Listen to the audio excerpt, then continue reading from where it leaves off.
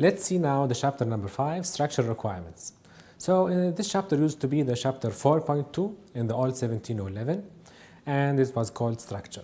But there's no big differences in this chapter, so there's very slight differences in the new 1711.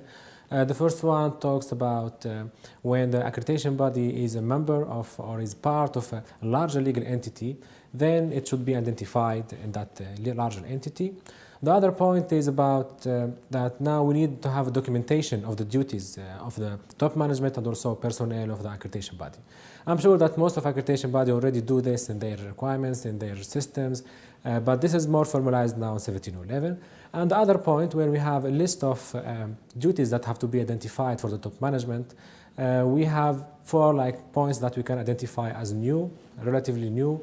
Like, for example, responsibility for the performance of assessments, the top management for identified for the complainant and appeals responding, the top management which is related to the provision of adequate resources to the accreditation body, and the safeguarding of impartiality. So these 4 points that are related in the new requirements in 5.7, and the rest of the structural requirements are almost the same.